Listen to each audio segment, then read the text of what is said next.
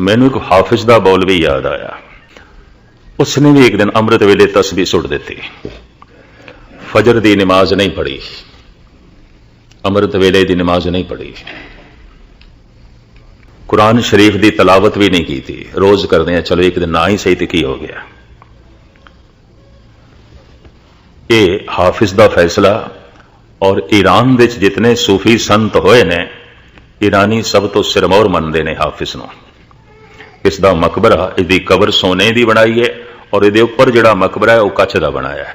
कच लाया नहीं, कच नूं पिघला के ढाल के उसे दियां दीवारां, उसे दा ही गुंबद। ईरानी कारीगरी का एक नमूना। मैं जब इस गुंबद नूं देखिया, इस कबर नूं देखिया, भावें मैनूं भाई मक्खन सिंह तेहरान तो लै गए सन और कहंदे सन ज्ञानी जी 4 बजे वापस चलांगे। मैं कहा भाई साहब जी गल इस तरह, हुण तुसीं वापस जाओ, मैं कल आवांगा। मैं इस जगह ने मैनूं इन्ना प्रभावित किया। एक तो ईरानी कारीगरी का नमूना, एक चारों पासे लोग कुरान की तलावत पे करते हैं, दूजी इत्थों की कोई वाइब्रेशन भी ऐसी है, गुरु चेते आउंदा है। मैं कहा अज मैं इत्थे रहांगा। इतना खूबसूरत उन्होंने मकबरा बनाया है, लेकिन मैं उसका कलाम पढ़ के हैरान होया, उहदा मन भी अड़ी कर गया। और पता की कहंदा, मरादर मंजिले जाना चे अमनो ऐश चों हरदम। ऐ खुदा, सुनिया सी जो तेरे रस्ते ते चल रहे ने, बड़ा सुकून है, बड़ा आनंद है, बड़ा रस है। साडी झोली दे ते सिवाए चिंता, दुख, कलेश, तनाव तो होर कुछ नहीं।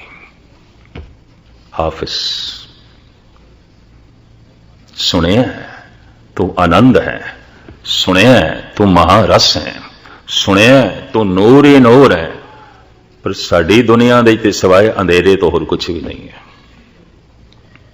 होवेगा तू नूर। तस्बीह परों रख दी, मन बागी हो गया। कुरान की तलावत भी नहीं की थी, पाठ भी नहीं किया, वजू भी नहीं किया। वजू इन्हां दा 5 इशनाना हुंदा है, नहीं किया। और गजब की गल गल छुपाई भी नहीं, सामने प्रगट भी कर दी। मारा दर मंजिले जाना चे अमनो ऐश चों हरदम। कोई ऐश नहीं, कोई सुकून नहीं, कोई सुख नहीं। सुनिया हे प्रभु, ऐशी ऐश है तेरे नाम दे, आनंद ही आनंद है, रस ही रस है, चानना ही चानना है। सानू ते सिवाए ठोकरां दे होर कुछ नहीं लभ्या, सानू ते सिवाए मत्था मारन दे होर कुछ भी नहीं लभ्या। पर दूसरी पंक्ति बड़ी गजब दी, जरस फरियाद में दारद के बरबंदे द महमलहा।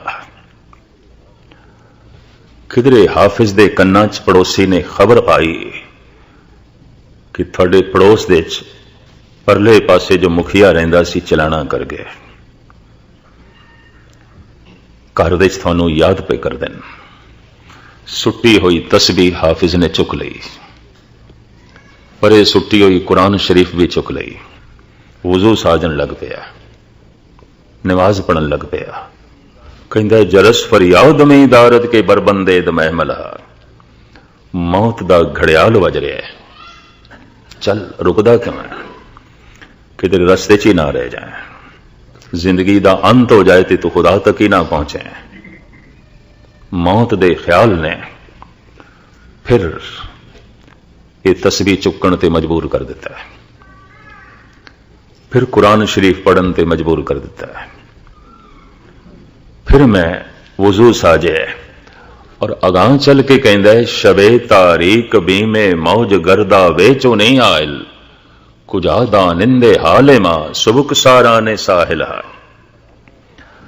कहंदा खड़ा मैं उरारां ते पारला कंडा ते मैनू दिखाई नहीं देंदा। संसार दे च मैं खड़ा, निरंकार दी ते कोई समझ कोई नहीं, कुछ भी झलक नहीं। धन दे च मैं खड़ा, धर्म दा ते कोई बोध नहीं। पदार्थां दे च मैं बैठा हाँ, परमात्मा दी ते कोई समझ नहीं। प्रभाव दे च जी रहा मैं संसार दे, खुदा दा ते कोई प्रभाव नहीं। परला कंडा मैनू नहीं दिखाई देंदा, भाव खुदा नहीं दिखाई देंदा। कुछ समझ नहीं, कुछ पता नहीं। शबे तारीख बीमे मौज गर्दा वे चुनी आयल, पारला कंडा भी नहीं दिखाई देंदा ते शबे तारीख रात भी हनेरी है। ते दरिया दे च घुमण घेरी भी बड़ी है ते पार जाण दे शौक करके भावें कंडा मैनू नहीं दिखाई देता। खुदा दा एक शौक, भावें खुदा दी समझ कोई नहीं। चल पिया और दरिया दे च पैर पा बैठा, घुमण घेरी च फस गया। आप दी ग्यात लई अर्ज करा, मनुख दे अंदर एक कोई बुरा विचार आ जाए ना अंदर, वो अंदर घुमण घेरी बना देता है और उसे तरह का विचार बार बार आएगा, बार बार उसे तरह का आएगा। थोड़ी जी भी तब्दीली नहीं होगी, उसकी थोड़ा जिहा भी परिवर्तन नहीं होगा। वो अपनी रेखा बना जाता है, वो अपना घेरा बना जाता है। जरूर सोचना, अंदर झात मारना, गुस्ताखी माफ। एक बुरा विचार आ जाए, जिस ढंग का आया है पहली दफा, हूं जो पहली दफा आया है बार बार आएगा, क्योंकि घेरा बन गया है, उन्हें अपना दायरा बना लिया है, उसने अपनी जगह बना ली है। हूं बार बार आएगा और उसी तरह ही आएगा, बिना तब्दीली तो आएगा। जो थोड़े बहुत कदी अंतर्मुखी होंदे होवन, सिर्फ गुरुद्वारा मनोरंजन ही नहीं, समा पास करने का ढंग नहीं, कदी कदी जो जात मारते उन्होंने रोंदे ने ऐसे पुरुष। एक बुरा विचार आया है, दायरा बन जाता है, घेरा बन जाता है और मुड़ मुड़ के वो विचार उसे दायरे च घूमता है। दिन दे कई कई दफा आएगा, शायद रात को सुपनिया च भी आवे। ये फकीर कहता है, पारला कंडा दिखाई नहीं देता, घूमण घेरे च मैं फसिया ते दूसरा नाल भी मेरे कोई नहीं। जिहो जिहां दी बंदगी मैं कर रहा, मेरा कोई साथी भी नहीं है। कर्मकांडी लोग लभदे ने, किसी दी कोई कामना, किसी दी कोई कामना, किसी दी कोई इच्छा, किसी दी कोई इच्छा। इस तरह के खुदा दे मार्ग दे ते चलदे हुए लोग दिखाई देंदे ने। मैनूं तो कोई साथी भी नहीं दिखाई देंदा जिस दे अंदर सिर्फ खुदा दी इच्छा होवे और कुछ भी नहीं, खुदा ही चाहिए।